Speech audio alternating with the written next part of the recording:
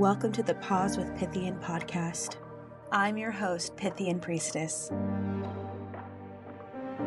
Breathe in, tune in, and let's take a sacred pause together. The time is now. Let us begin. Hello, everyone. Before we get started with our guided visualization today, I would like you to do some relaxation. Inhale deeply. Find all the places in your body that are holding stress and breathe into it. Hold it. And as we exhale, release the pain, release the stress, the tightness. So let's inhale again. Inhale into that part of your body that's in pain. We're going to hold. As we release your body, shake it out if you need to. Get yourself focused in the here and the now. It is time to do the work. As we've talked about before, guided visualization, which is a meditation, is an exercise for your psychism. If you're working on your clairvoyancy, you're working on your claircognizance, this is something that will help you gain that skill. Now, please remember that this is it's a marathon, not a sprint. So we're going to start by lifting 5 pounds and then going up to 50 and etc. Be patient with yourself. You may not have a lot of ability in this area right now, and that's okay. You may be trying too hard. Relax. Find yourself in a place where you feel comfortable and safe doing this. You can do this lying down, you can do this sitting up, or even standing if you like. The term guided visualization is a journey inside of you. Everything that you're going to experience tonight is within your mind's eye, the doorways and pathways to explore and encounter your inner self. Remember that you are a reflection of the divine. This is not an astral projection. You will not be leaving your body at any time during this work. You will be going into a trance, a form of self-hypnosis that will take you deep into your subconscious, and you will be able to engage with images and symbols that arise within your subconscious, using your imagination and intuition. Ensure that you're going to be comfortable. And I want you to take 3 deep breaths at your own pace.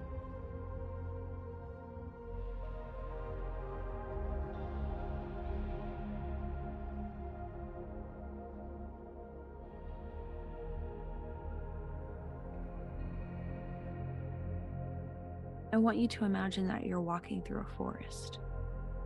The trees are dense and thick. You can barely see the sun shining through them. And you find a path. Follow it. As you're walking down the path, you notice that the trees start to thin. And that as you come out of the trees, you see that the sun is setting. And you see an old-fashioned cottage in the distance. You see the water wheel turning. You walk towards the cottage.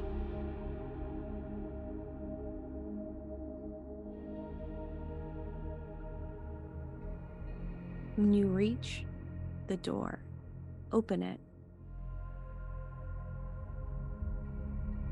You go inside of this cozy 1-bedroom cottage, and you look around, perhaps finding a wise woman or man from the past. But you don't see anyone. You notice that there is a single picture next to the bed, and it's of you. This is your cottage. It's small, but comfortable. There's a fireplace and a broom propped up against the back door, a witch's broom.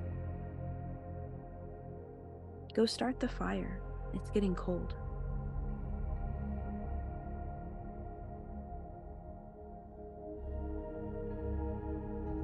Once the fire is lit, the glow from the fireplace allows you to see in the cottage more clearly. You see books. You see a small stove. And on top of it, a lantern with a single candle inside.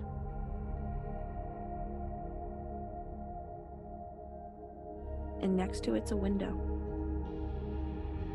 The window is looking out into a small garden. You see that there's a small country lane bordered by a very large and ancient hedge. And beyond the hedge is a hill, silhouetted against the night sky.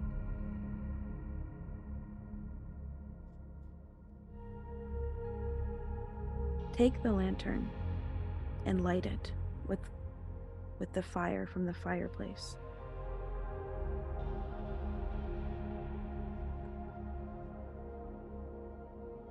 As you walk to exit the cottage, you see that there is a warm cloak, and propped next to it is a wooden staff. Take the cloak and put it on. Take the staff and lantern and leave the cottage. The stars twinkle brightly above you as you walk outside.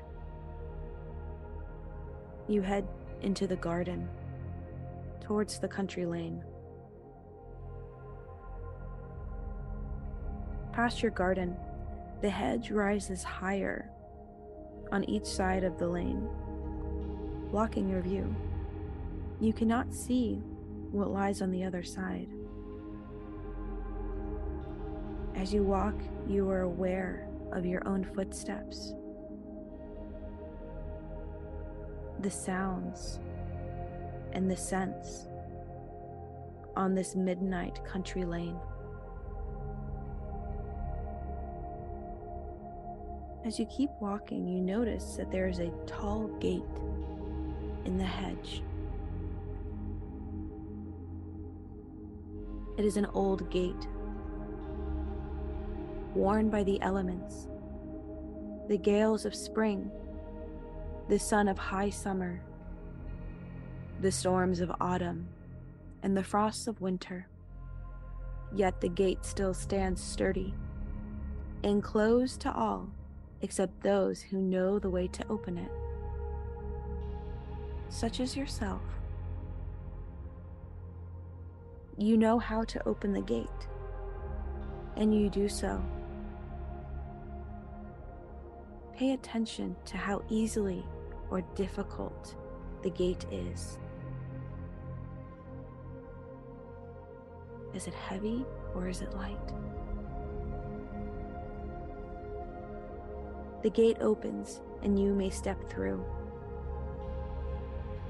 On the other side, a path slopes gently upward into a dark wood.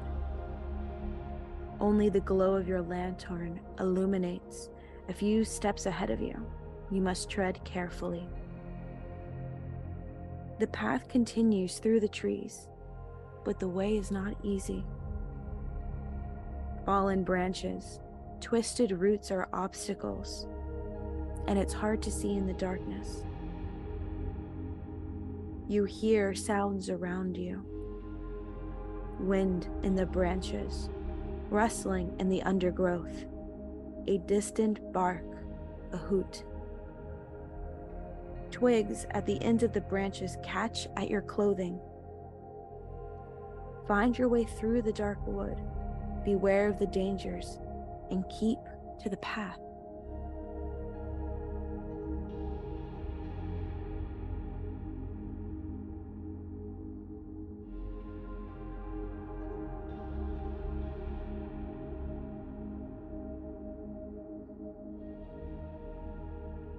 Eventually, you notice the trees start to thin, and silvery moonlight shines between the trunks and through gaps in the branches overhead. The path is illuminated by the moonlight and leads you safely out of the woods.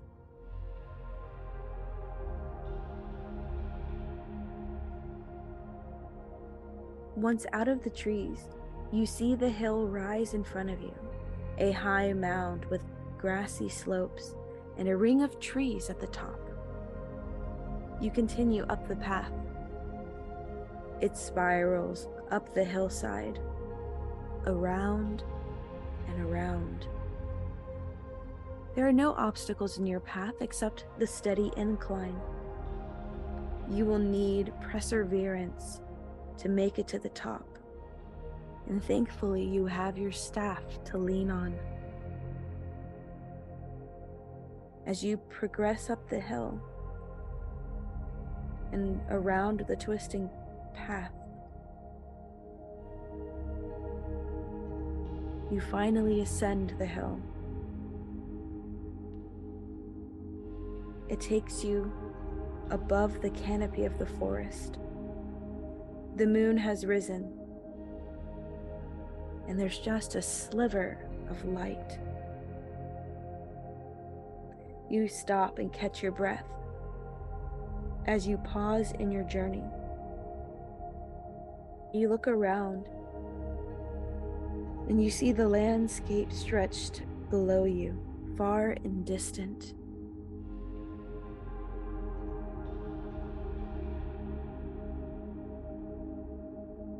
Once you get to the very top of the hill, it is crowned by a ring of dense and ancient trees.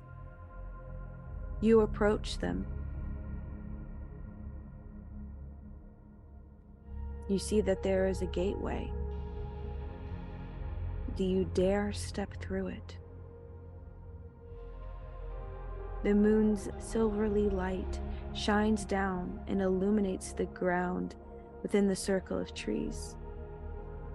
You step through the gap between the trees into the circle within.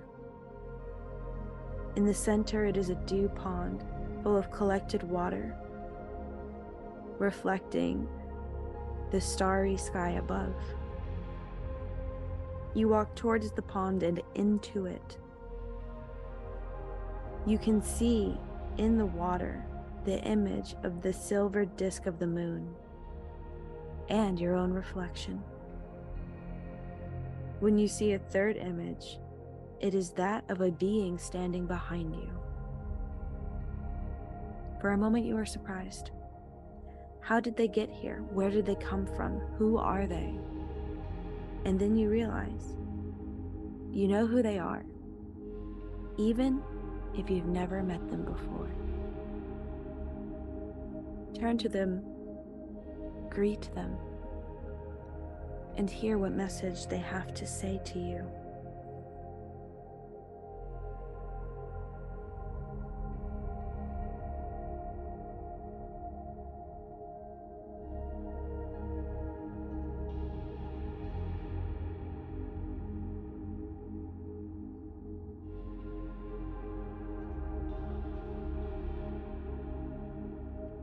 It may be a word, a sentence, or longer.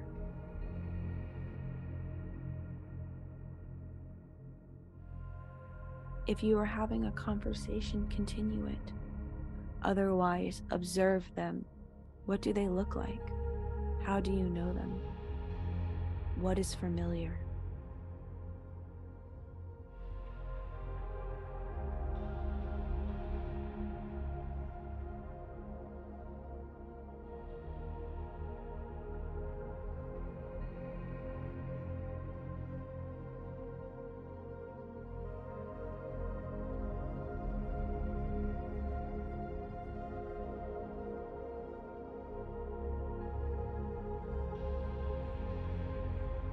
And after a while, your conversation slows and comes to an end. The being you are talking to tells you to look once more into the dewy pool. You do. And once again you see the reflection of the moon, now directly overhead. You see the reflection of your face, but the being you met is no longer there. They have vanished. And you know it's time for you to return home, back to the cottage. You find your way through the gap in the circle of the trees and retrace your steps down the spiral path around the hillside.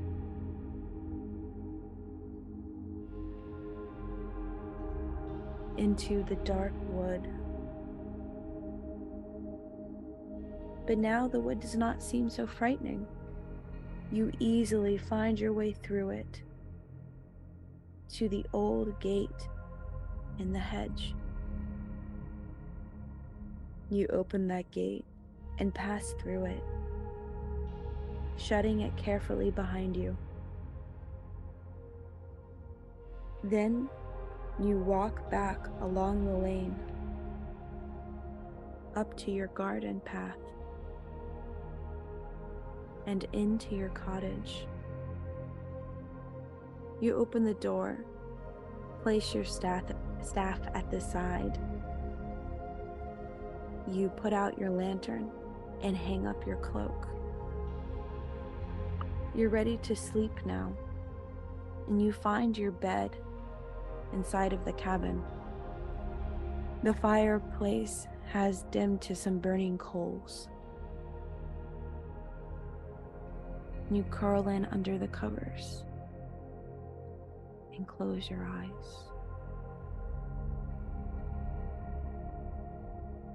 It is now time for you to come back to the present. You may open your eyes, you may rub your hands together, your eyes perhaps, if you are feeling that they are tingly or have fallen asleep.